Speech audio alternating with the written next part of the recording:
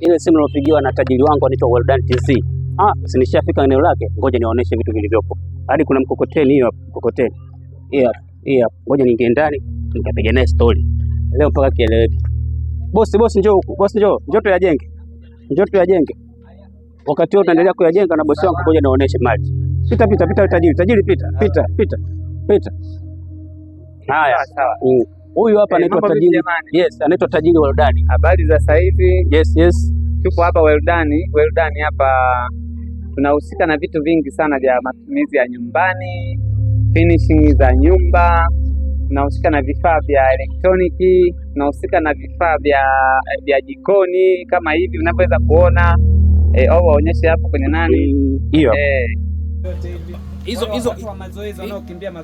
mic, kuna mic za watoto nimeona. Mic za watoto pia hapa, kama na mtoto wako ambaye anakuwa ana kipaji cha muziki, unaweza kuanza kumzoesha taratibu, baadaye anaweza akaja kuwa mwimbaji, akawa msanii. Kwa hiyo unamnulia hii, anakuwa anaweza kaongea, akaimba, kafanyaje, na huku sauti yake au kunaweza kachomeka na flash napiga muziki kidogo kwa mbali, na huko anaongea, naimba, au kachomeka beat huko anaimba.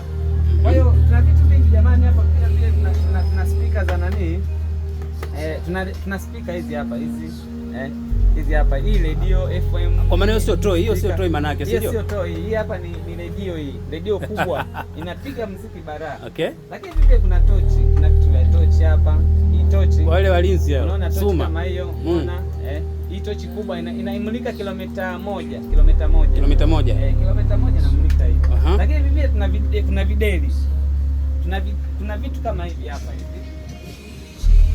Kama nilipotaka kutangulia kusema, wamezoea kuona vitu hivi huko supermarket huko. Onesha.